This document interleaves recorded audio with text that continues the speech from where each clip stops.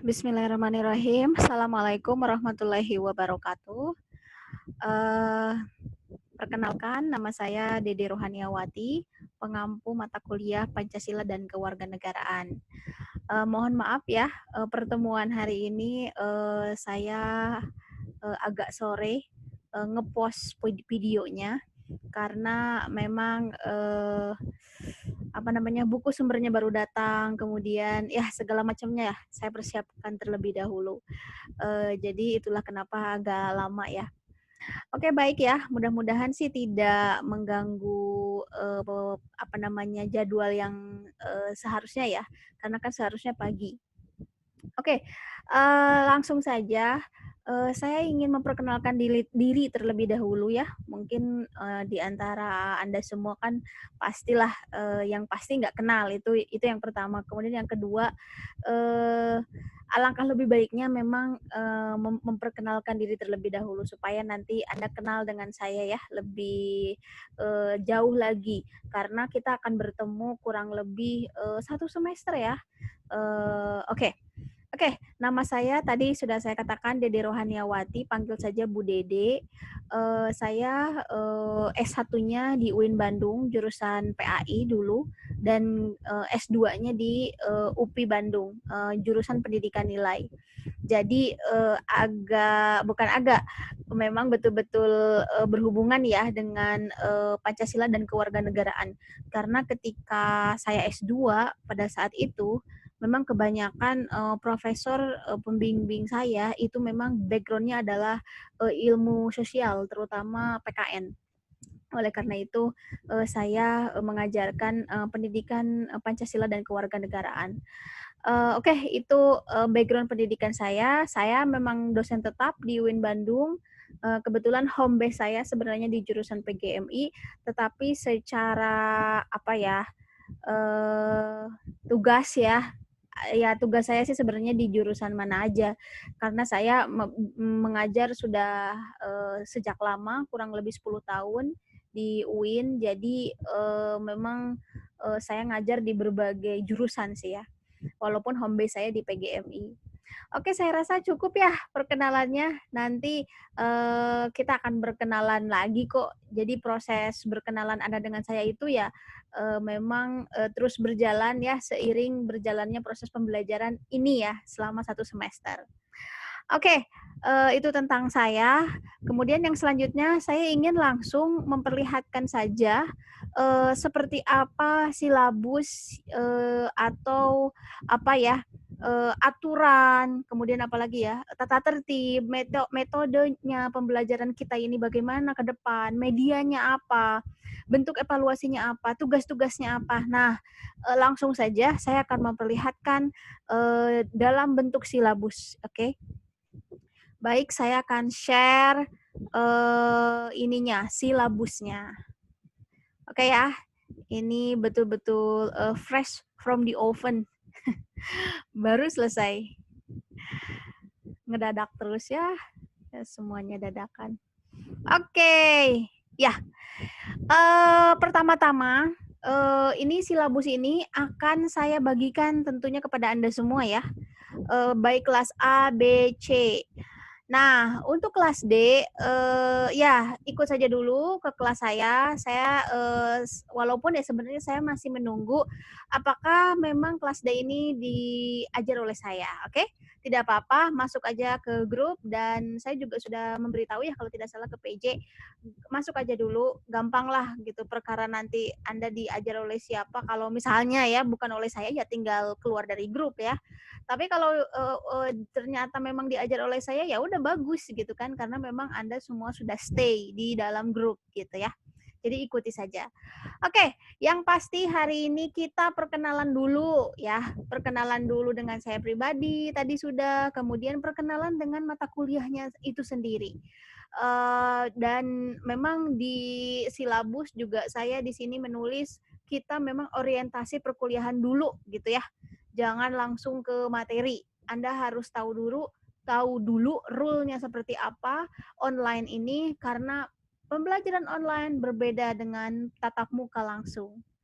Oke, ini adalah silabus, sudah terlihat ya. saya besarkan mungkin ya. Silabus e-learning, ya silabus pembelajaran online, oke.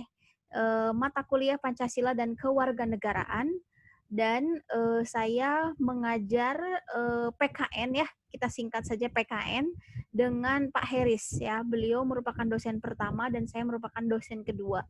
Jadi mata kuliah ini 2 SKS dan diajarkan di semua jurusan, termasuk jurusan matematika, dan memang setahu saya juga di fakultas lain juga sama. Pancasila dan Kewarganegaraan ini diberikan kepada mahasiswa atau diajarkan kepada mahasiswa. Kenapa? Ya, itu pertanyaan yang sangat besar ya. Kenapa sih harus ada Pancasila dan Kewarganegaraan?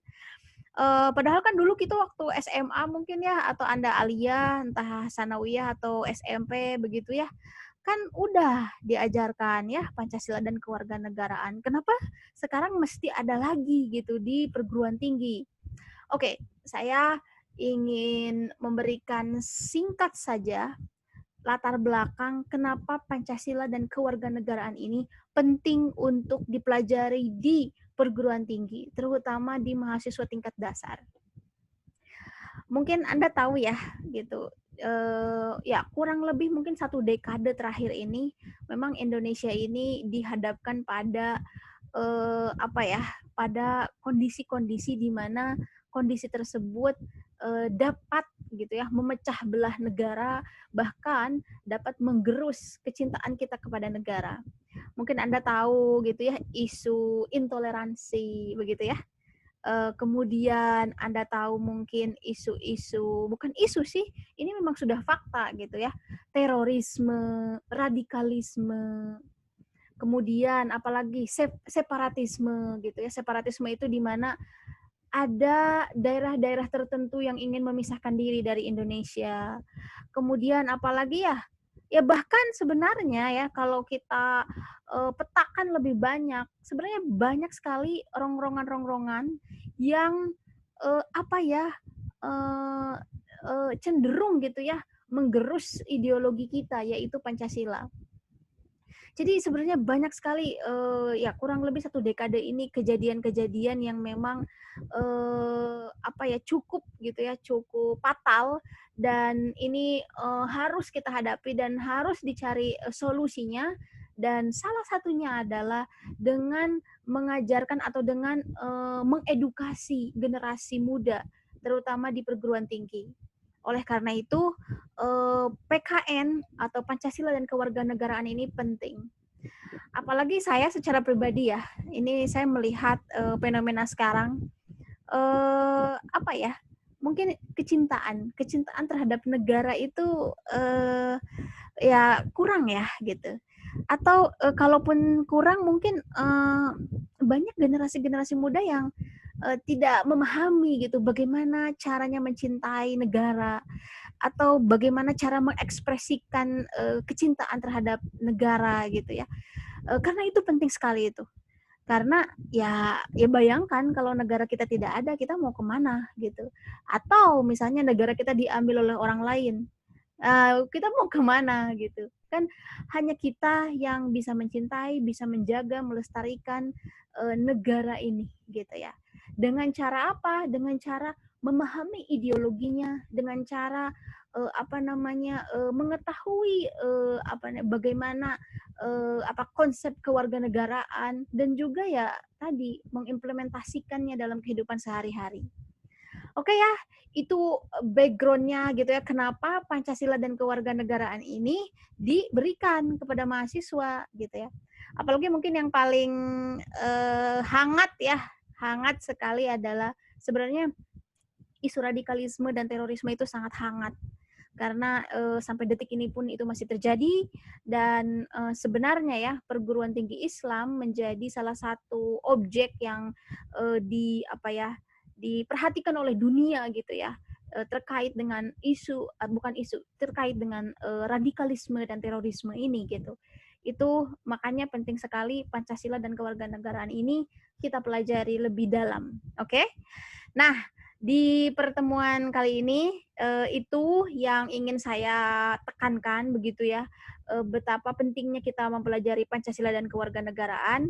Oke, secara khusus ya, sebenarnya secara khusus, tujuan mata kuliah ini, yaitu tadi, memberikan pengetahuan, pemahaman, dan juga, mengimplementasikan nilai-nilai kebangsaan di kalangan sivitas akademika, ya, di universitas.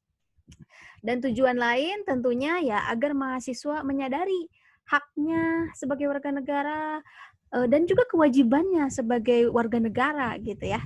Oke ya, ini nanti mata kuliahnya bisa seru sih sebenarnya kalau diskusi ya. Mungkin kalau tidak online ya gitu dan kita face to face di kelas, wah ini akan sangat seru sekali sih sebenarnya.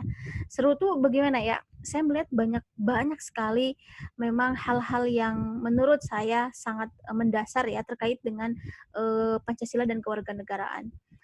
Saya juga sebenarnya lumayan aktif di medsos ya. Saya juga melihat Twitter gitu kan di mana Papua misalnya ingin memisahkan diri dari Indonesia, kemudian yang rame-rame tuh baru aja yang kejadian yang hangat gitu kan, ada seseorang gitu kan yang dia dapat beasiswa dari Indonesia, tetapi justru dia mensupport gitu ya separatism di Papua.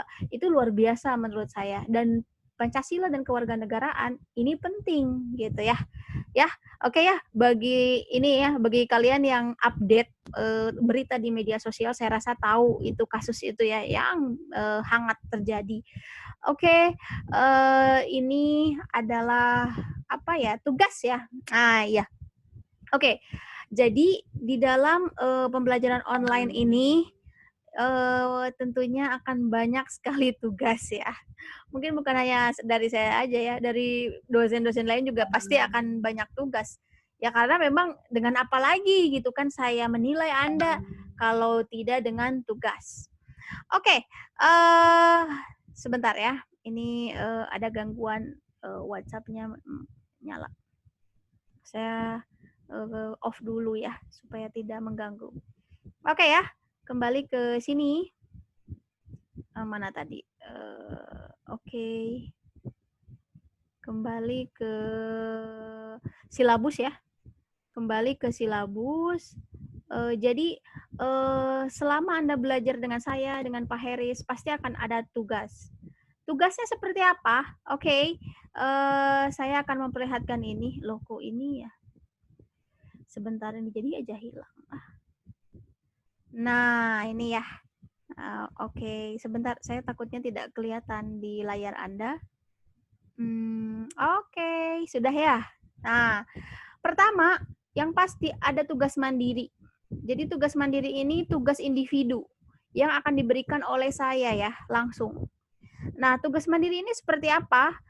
Sebenarnya saya belum rancang tugas mandirinya, tetapi yang pasti tugas mandiri ini memang bersifat teoritis. Jadi ya betul-betul teoritis dan juga analisis ya. Jadi memang saya rencananya akan menugaskan mandiri kepada Anda menganalisis sebuah kejadian gitu kan dengan perspektif Pancasila dan kewarganegaraan. Tetapi secara lebih detailnya nanti saja ya saya akan memberikan tugasnya secara detailnya itu via WhatsApp group. Seperti apa dan bagaimana itu nanti via WhatsApp group, oke?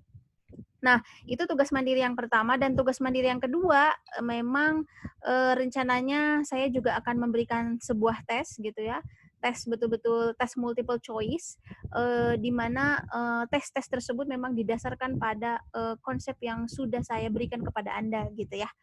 Oke, itu tentang tugas mandiri. Nanti tugas kelompok. Nah, tugas kelompok itu oleh Pak Heris ya, gitu. Jadi kami akan men-split itu membagi gitu ya, membagi tugas di mana saya sampai UTS ya mengajar Anda. Nah, setelah UTS sampai UAS itu Pak Heris begitu ya. Jadi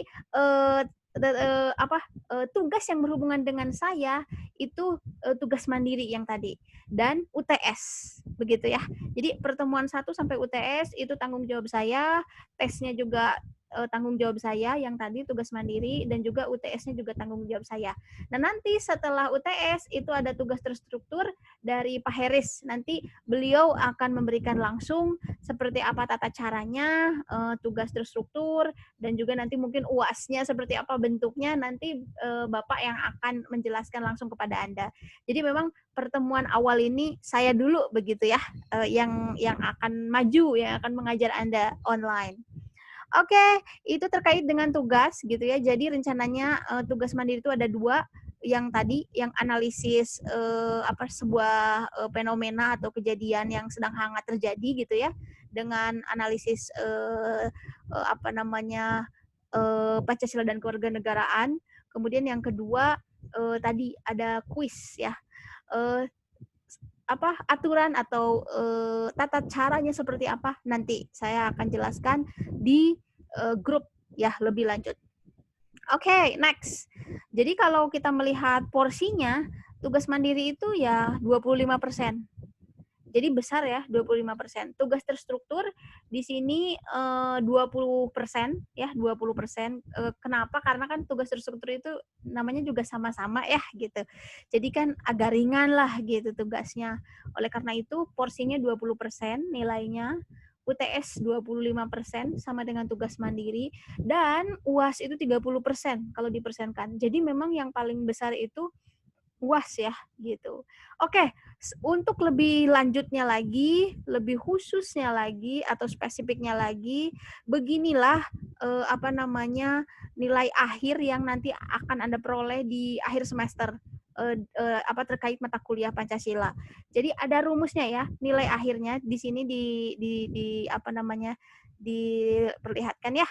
UTS ditambah UAS kali 2 ditambah tugas terstruktur ditambah tugas mandiri dibagi 5. Nah, kemudian nanti sama dengan, nah itulah hasilnya gitu. Oke, jadi nanti hasilnya misalnya 80 berapa, berarti nilai Anda A. Nah, ini ya, dikonversi. Atau misalnya nilainya 70, misalnya ya, 72, 73, berarti ini B. 70 nilainya B berarti. Kalau 79 masih B ya. Jadi ini adalah konversi nilai gitu ya jika dimasukkan ke huruf-huruf. Jadi nanti kalau misalnya Anda nilainya 60 berarti C. Kalau nilainya 49 berarti E. Oke ya? Bisa dipahami ya. Jadi 0 sampai 49 skornya itu E, 50 sampai 59 skornya D, 60 sampai 69 skornya C, 70 sampai 79 skornya B, dan 80 sampai 100 itu skornya A. Oke ya, mudah-mudahan Anda berhasil semuanya. Oke, walaupun nanti saya akan cerita tentang pembelajaran online yang sudah saya lakukan kemarin ya. Karena ternyata ada banyak masalah juga ya gitu. Ternyata tidak mulus gitu ya. Tidak semulus yang saya bayangkan pembelajaran online itu. Oke, next. Ini ada apa nih? Tata tertib ya. Ini tata tertib pembelajaran online. Ini perlu saya kasih tahu, saya berikan pada Anda karena memang penting sih tata tertib ini. Kalau misalnya tatap muka, tata tertib itu kan gini, intinya adalah tata tertib pembelajaran online beda dengan tata tertib tatap muka gitu ya. Karena ya memang konsepnya juga beda ya, online sama offline gitu. Oke, yang pertama, saya nggak tahu nih ini masuk tata tertib nggak? Aduh, entahlah ya, pokoknya terserah lah ya, pokoknya mah tata tertib aja ya masuknya ya gitu. Yang pertama, mahasiswa wajib memiliki pulsa internet. Oke, terkait dengan ini, saya tidak ingin gitu ya, atau bahkan mungkin tidak maulah mendengar alasan-alasan bahwa saya nggak punya pulsa gitu. Kemudian Anda tidak belajar. Karena ini sudah bukan waktunya lagi untuk beralasan seperti itu. Kemudian misalnya ya, Anda nggak aktif, oh saya nggak punya pulsa, ya gimana ya? Memang sudah konsekuensi kuliah di zaman pandemik ya online, dan memang harus punya pulsa gitu. Jadi ya memang Ini bahkan ya, saya menyarankan Anda itu punya WiFi di rumah gitu. Supaya bebas Anda online 24 jam, download apapun dan segala macam. Karena memang ya seperti itu gitu. Yang ada saat ini ya harus online gitu ya. Tidak ada cara lagi Anda berkomunikasi dengan saya, Anda belajar dengan saya, Anda mengerjakan segala macam tugas dengan saya, yaitu pakai online. Tidak ada lagi caranya. Jadi wajib punya pulsa internet. Oke? Itu yang pertama. Yang kedua, mahasiswa wajib absen pada LMS INOS. Oke ya, ini kemarin juga ada yang tanya kan, loginnya kapan Bu? Apa-apa? Udah saya sebar ya suratnya ya. Jadi 7 hari ke depan ini memang INOS-nya belum bisa dipakai. Nanti minggu depan berarti bisa dipakai dan nanti Anda sudah bisa login. Oke? Nah, nanti ada absen di sana. Anda wajib mengisi absen. Saya nanti yang akan mengatur absennya, oke? Jadi nanti Anda mah cuman ini aja, ngeklik-klik aja. Jadi wajib absen pada LMS INOS minimal 80%. Nah, minimal 80% ini kalau dikonversi ke pertemuan, 14 kali pertemuan Anda wajib absen. Nah, kalau misalnya 13 kali, berarti Anda kurang kehadirannya gitu. Ya, oke ya, deal ya. Ini harus deal karena memang sudah aturan sih ya. Sudah aturan dari fakultas, memang kehadiran mahasiswa itu 80%. Kurang dari 80% berarti ya lagi-lagi ya gitu. Itu tidak bisa UAS. Itunya apa konsekuensinya tidak bisa UAS kalau kehadiran Anda kurang dari 80%. Oke, ini saran saya ya. Ini kan online ya, namanya juga online ya gitu. Kalau menurut saya apa sih susahnya gitu kan masuk ke LMS, ke INOS gitu kan, kemudian ngeklik absen gitu. Jadi tolonglah gitu, ikuti saja aturan yang ada. Ikuti tata tertibnya. Karena gini ya, ada aja semester kemarin juga yang gagal dalam perkuliahan saya karena memang mahasiswa tersebut tidak aktif sama sekali. Saya tidak tahu apa yang terjadi dan memang gagal. Nilainya E dan dia harus mengulang lagi tahun depan. Jadi bisa Anda bayangkan kalau Anda gagal, ini amit-amit ya, janganlah. Tapi kan kalau Anda gagal di mata kuliah saya tidak ada perbaikan ya, gitu. Jadi kalau nilai sudah keluar ya udah itu fix nilainya.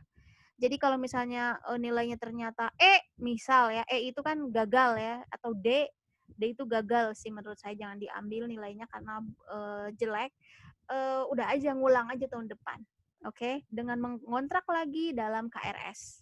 Nah, kecuali nilai C ya. C itu oke, masih bisa. Dan yalah, oke lah menurut saya. C tidak masalah ya kecuali kalau Anda mau memperbaiki ya nanti di tahun depan gitu. Tetapi C itu oke kok.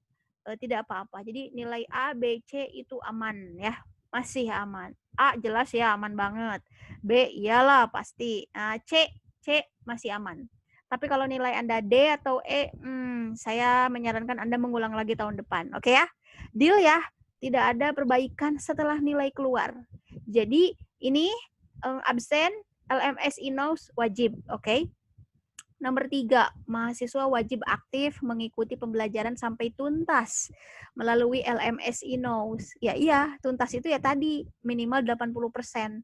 Anda hadir gitu kan, Anda melihat YouTube-nya, Anda komentar di LMS, Anda diskusi, Anda bertanya, Anda like YouTube sayanya, komen di YouTube saya, sebutkan nama gitu kan, NIM, kelas, kemudian Anda bertanya. Nah, itu bentuk keaktifannya seperti itu. Jadi memang harus tuntas ya sampai akhir. Oke, yang keempat, mahasiswa wajib masuk grup WhatsApp yang dibuat oleh saya. Jadi silakan bagi PJ-PJ ya, tolong diberikan grupnya ya, link grupnya. Ini wajib bagi semuanya harus ikut. Nanti saya akan minta absen manual ke PJ kelas A sampai kelas D. Kalau saya ingin tahu ada berapa jumlahnya. Jadi nanti saya sinkronkan. Berarti di grup itu karena ini kan disatuin ya A sampai D. Nanti saya jumlahin semuanya. Saya akan track gitu. siapa yang tidak masuk grup WhatsApp gitu ya. Karena memang segala informasi ada di grup WhatsApp. Jadi kalau misalnya Anda tidak masuk grup, ya Anda mau dapat informasi dari siapa gitu. Apalagi misalnya ya Anda tidak aktif di Inous, udah aja pasti akan ketinggalan gitu. Oke. Next ya. Mahasiswa wajib mensubscribe YouTube dosen pengampu, like, komen sebagai bentuk keaktifan mahasiswa dalam pembelajaran serta pada laman Inous. Oke ya. Jadi nanti bentuk keaktifan Anda itu dilihat dari Inous, oke. Kemudian dilihat juga dari YouTube. Jadi nanti pertemuan 1 sampai pertemuan 7 saya akan terus memberikan materi melalui YouTube. Oke. Jadi segala macam ceramah gitu ya. Ya terutama ceramah ya karena memang ceramah ya. Pokoknya mah materi aja saya akan share ke YouTube semuanya dan YouTube itu nanti nge-link dengan LMS Inous. Ya pokoknya nantilah Anda akan paham sendiri pokoknya mah ya. Nanti kan Anda login ya minggu depan ya.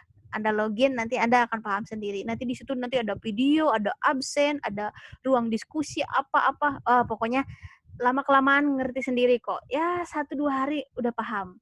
Saya yakin. Saya aja yang generasi masa lalu bisa gitu ya. Apalagi Anda generasi, apa ya Anda nih? Generasi Z ya. Oke. Anda harus lebih pintar dari saya. Masalah teknologi, oke? Oke, nomor 5 ya tadi ya. Jadi Anda nanti akan disuruh nge-like, komen, subscribe YouTube saya. Kemudian next ya, mahasiswa diperbolehkan untuk bertanya langsung via grup WhatsApp. Silakan ya.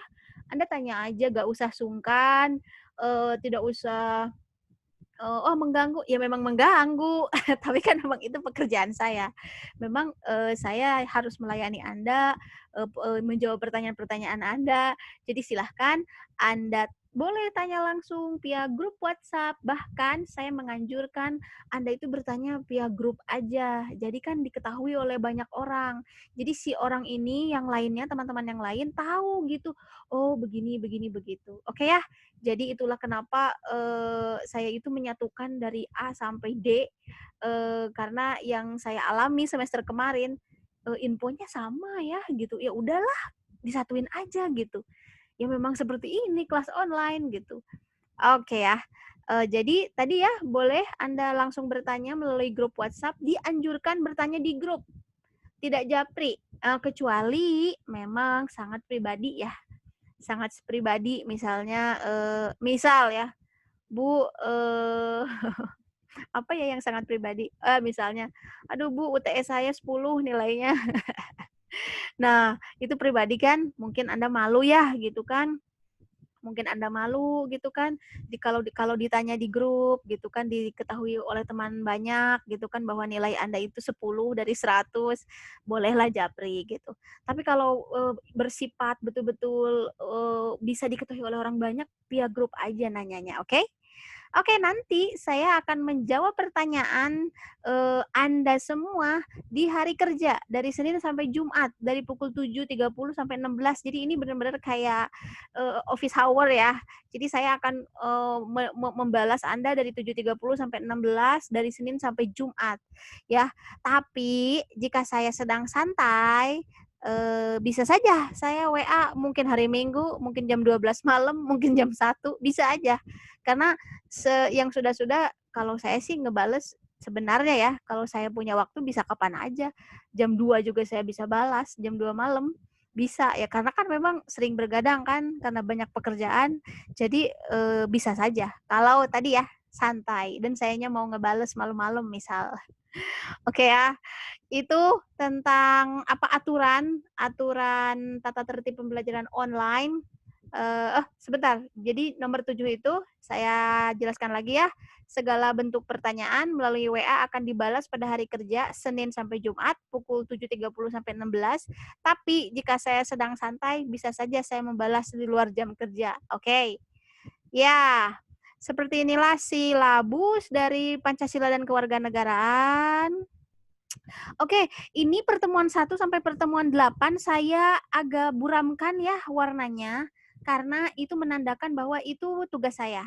Nanti yang Pak Heris setelah UTS. Jadi yang beliau mah ini putih ya. Jadi nanti setelah UTS Anda diajar oleh Pak Dr. Heris ya.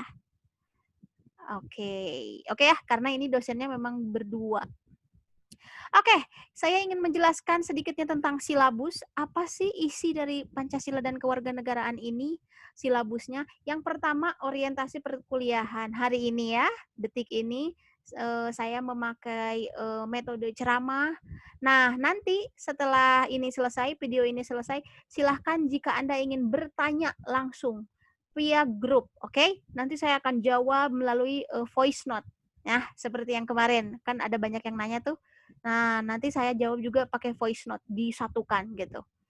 Kemudian medianya apa? WhatsApp ya sama YouTube. Jadi saya perintahkan kepada Anda untuk wajib mensubscribe YouTube saya, like, komen, perkenalkan diri Anda, boleh silahkan di video ini ya, pertemuan ke-1 atau orientasi perkuliahan.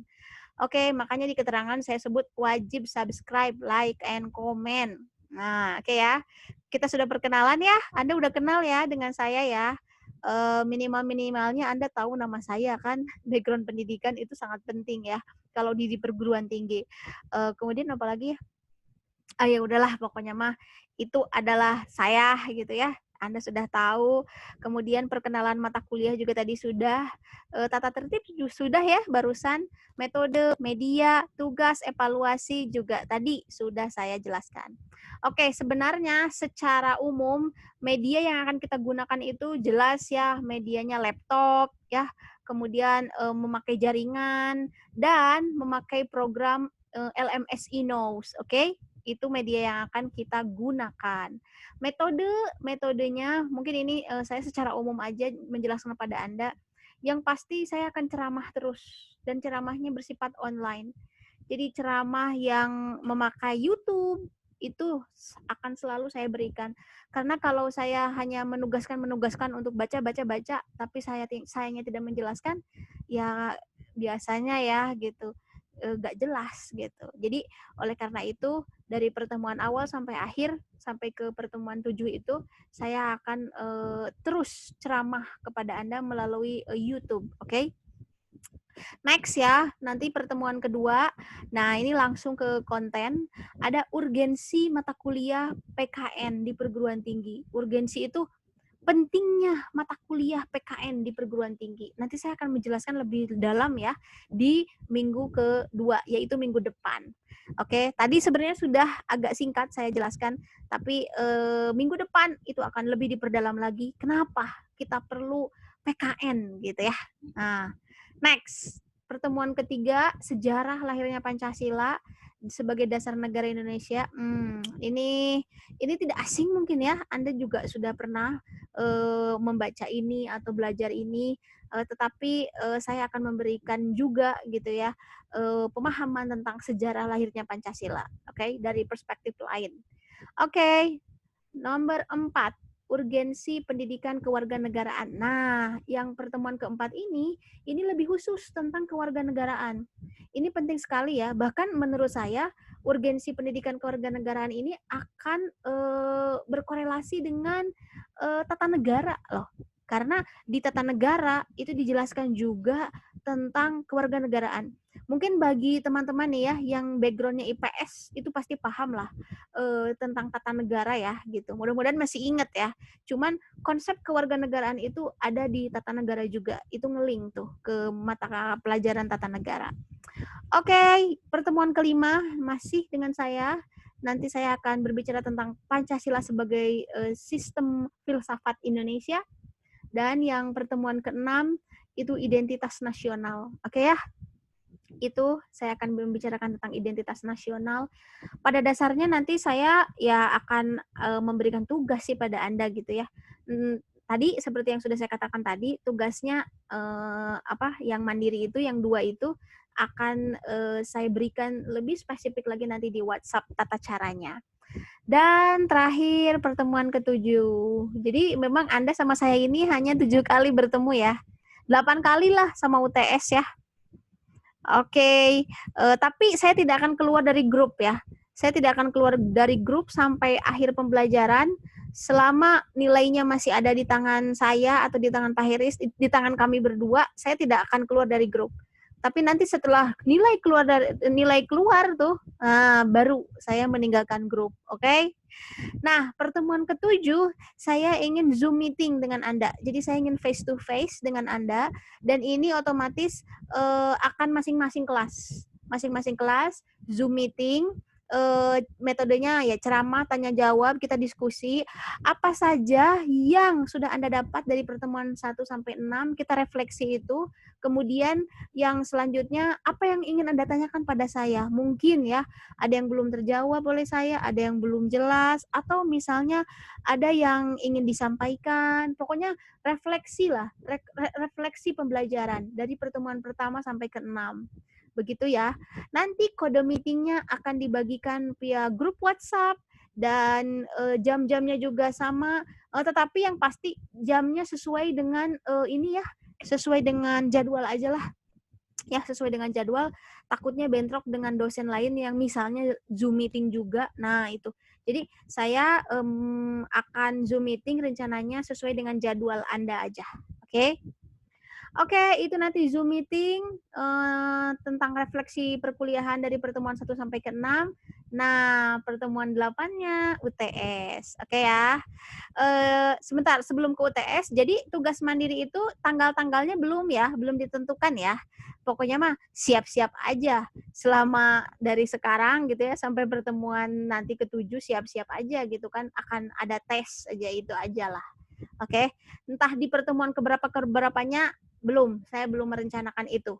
Cuman yang pasti kalau UTS sudah. Kalau UTS, saya akan memberikan tes tulis ya kepada Anda, bentuknya pilihan ganda dan soalnya kurang lebih 50. Oke ya, ini betul-betul sangat memerlukan apa ya, kemampuan Anda dalam memahami konsep. Oleh karena itu, Anda harus baca buku, wajib baca buku. Ya karena memang nggak ada lagi caranya belajar ya selain baca ya gitu. Jadi mindset Anda juga, karena Anda baru nih ya ke UIN, masuk ke perguruan tinggi. Jadi gini, Anda itu memang harus banyak baca.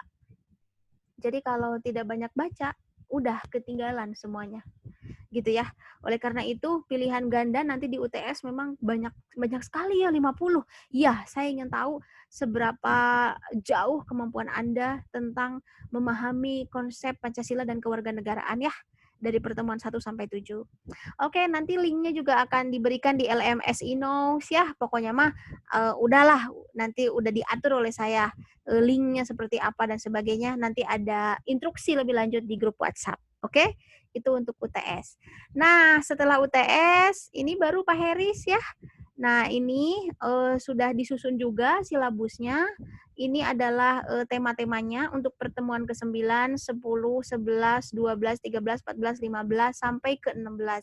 Nah, 16 ini UAS. Baik ya, saya jelaskan saja, sedikit saja. Walaupun nanti sebenarnya Pak Heris akan lebih menjelaskan lebih lanjut. Jadi, sebentar maaf ya, ininya mau mati laptopnya. Tunggu ya.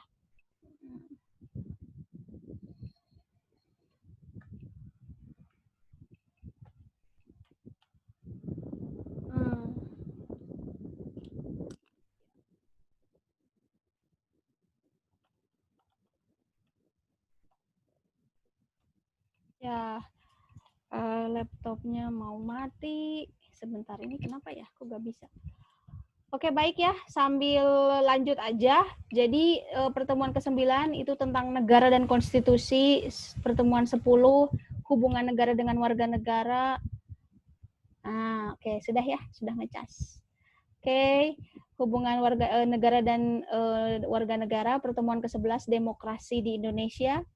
Kemudian yang ke-12 itu apa ini, negara hukum dan hak asasi manusia, itu juga perlu untuk dibahas. Kemudian pertemuan ke-13 juga ada wawasan Nusantara sebagai geopolitik Indonesia. Pertemuan ke-14 itu tentang ketahanan nasional Indonesia, dan terakhir nih, bahasan terakhir integrasi nasional. Nah, nanti lebih lanjutnya itu akan dijelaskan oleh Pak Dr. Harris ya. Oke, itu saja tentang apa namanya silabus ya, silabus selama 1 semester. Ini terakhir daftar sumbernya, buku-bukunya, buku-buku mana saja yang bisa Anda baca silahkan. Yang pertama ada sumber utama dan yang kedua ada sumber pendukung. Oke ya, jadi kami menganjurkan Anda membaca bukan membaca lagi ya. Memang sebenarnya saya menyarankan Anda punya bukunya. Ini adalah bukunya. Jadi bukunya ini. Oke ya, saya share dulu kepada Anda seperti apa bukunya.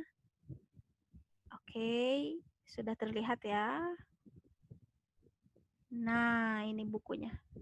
Jadi bukunya judulnya Pendidikan Pancasila dan Kewarganegaraan di Perguruan Tinggi karya Ahmad Jamalong. Jadi ini bisa Anda beli di toko saya juga. Nanti saya akan kasih link tokonya kepada Anda ya. Jadi kami menganjurkan kepada Anda untuk mempunyai bukunya. Karena memang segala materi atau ginilah sumber utamanya memang dari sini gitu. Seperti yang tadi saya bilang, misal gitu ya, aduh saya mau beli buku lain atau saya mau baca aja sumber dari Google gitu. Silakan saja, sah-sah saja karena pada dasarnya kami tidak memaksa Anda untuk membeli, tetapi mungkin yang perlu diingat adalah yang tadi mindset kita harus diubah. Jadi ketika Anda masuk ke perguruan tinggi, ya memang yang perlu Anda baca itu ya buku gitu, atau yang perlu Anda punya itu ya memang buku gitu. Tidak ada lagi ya, apalagi ya gitu. Buku itu bisa dua ya, bisa dua macam. Ada hard copy, ada yang e-book gitu ya. Nah kebetulan ini bukunya tidak ada e-booknya, jadi memang masih hard copy. Jadi ya memang harus dibeli hard copy. Oke, itu saran saya. Ini bukunya, bahkan sebenarnya silabusnya sudah sesuai dengan buku ini, begitu. Sudah sangat sesuai dengan buku ini.